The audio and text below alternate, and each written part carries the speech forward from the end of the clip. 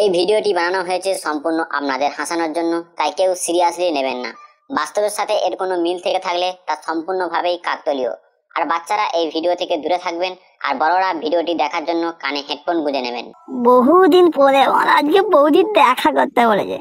মুন্নি বদনাম হুই ডার্লিং তেরে লিয়ে, মুন্নি বদনাম হুই ডার্লিং তেরে লিয়ে। বিড়ির ধোঁয়ায় তাড়ির হাড়ি শুধু ডাকছে আমায়, মুন্নি বদনাম হুই। চুল্লুর বোতলেতে ঠেকাই মাথা। এমন সময় কে ফোন করলো? একটু শান্তিতে বাইকও পুষতে দেবে না।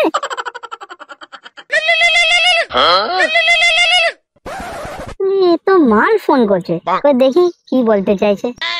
কি করছো তুমি? কি করবো, এই তো একটু বসে আছি। বলছি শোনো না, আজকে একটু ব্রিজে দেখা করতে পারবে? আর হ্যাঁ, আসছো তো তুমি ওই ব্রিজের সামনে?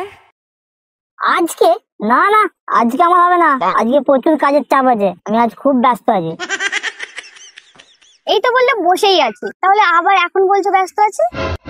বসে থাকতে থাকতে কি মানুষ কাজে ব্যস্ত থাকতে পারে না? আমি এখন আমার বসে থেকে আমার বাইক পুষছি মারা, আমার তো দেখা করার টাইম হবে না আজকে। বাস হয়ে যেত। এত হেয়ালি করার কি কোনো দরকার ছিল? আগেই তো বলে দিতে পারতে যে আজকে আমার হবে না। আগে বলবো কি করে? তুই কি আগে আমাকে ফোন করেছিলিস? কাজের সময় আমার ডিস্টার্ব করিস না তো। ফোনে রাখ মারা, ফোনে রাখ। ভগবানকে একটা ধন্যবাদ দিতে ইচ্ছা করছে, ভাগ্য করে তোমার মতো একটা ক্যালানে বয়ফ্রেন্ড জুটিয়ে দিয়েছে। মুখ সামলে কথা বলো মারা, ক্যালানে ফেলানে বলবি আমাকে, তুই চিনিস নি মারা।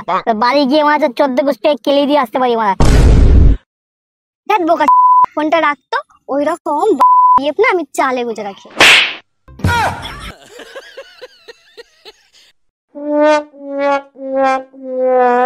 কি হলো গো বোন, মুখটা ওই রকম বাংলার 5-এর মতো হয়ে গেল কেন? নন্দাই কি কিছু বললো নাকি? কি আর বলবে, ওর মুখে তো শুধু একটাই কথা, বিজি বিজি বিজি। ভাল লাগছে না, মুডটাই অফ করে দিল। ঠিক আছে, আমার বন্ধু আসুক, তুমি না হয় ওর সাথে একটু কথা বলে নিও, দেখবে মনটাও ফ্রি হয়ে যাবে।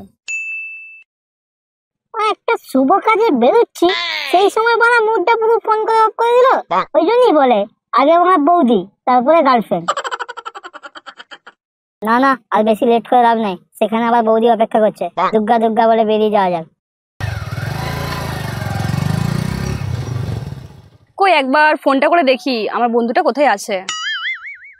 হ্যাঁ, তুমি কোথায় আছো? আর কতক্ষণ লাগবে তোমার? এই যে চলেই এসেছি, আমি 2 মিনিটের মধ্যে পৌঁছে যাচ্ছি।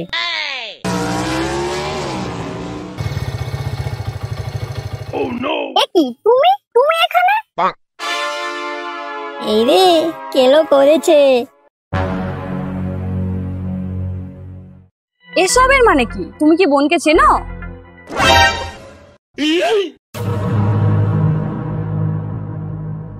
মানে এতদিন আমি যেই বৌদির সাথে কথা বলতাম, সেই বৌদির ননদ আমার গার্লফ্রেন্ড।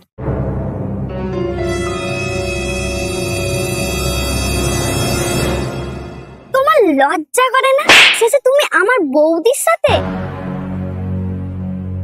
হে ভগবান, আমার কপালে তুমি এই কোন ছেলে জোটালে? একে নিয়ে আমি কি করে সংসার করব?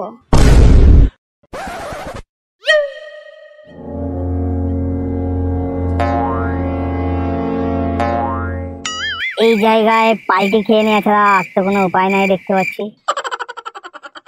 বলছি এত রেগে যাচ্ছ কেন তুমি? পুরোটা আগে শোনো। থাক, তোমাকে আর কিছু বোঝাতে আসতে হবে না আমায়, যা বোঝার আমি সব বুঝে গেছি। তুমি বুঝতে পেরেছো? তুমি কিচ্ছু বুঝতে পারোনি। তুমি চেনো চেনো ভাড়া তুমি তোমার এই বৌদিকে? এই যে তোমার গুণধর বৌদি সব জেনে বুঝে আমার সাথে এই ঘটনা ঘটিয়েছে। তুমি জানো আমি কতবার বোঝাতে চেয়েছি, ও মোটেও বুঝতে চাইনি। আর আজকে বোঝাবো বলেই তোমাকে না বলে আমি এই ব্রিজে এসেছি। তুমি তো জানো আমার এই সাদা মনে তুমি ছাড়া আর কেউ নেই। সেখানে কি কোনো বৌদি থাকতে পারে বলো? আমি তো শুধু তোমাকেই ভালোবাসি, বিশ্বাস করো। আমার মন প্রাণ ধন জুড়ে শুধু একটাই নাম, তোমার নাম। আর ওইসব ফালতু বৌদিদের 15 রঙের চক্করে আমি নেই, আমি ওই রকম ছেলেই নয়।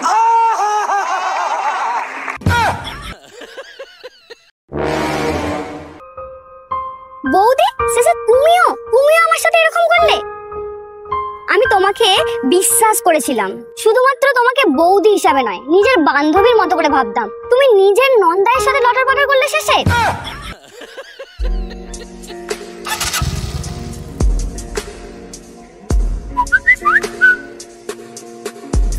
খেপি, একটু তো অপেক্ষা কর, আমি ঠিকই ফিরে আসবো তোর কাছে। জানি বৌদিরা পারতে, বাট তবু সময়ে তো কাজ করাই মেটায় নাকি।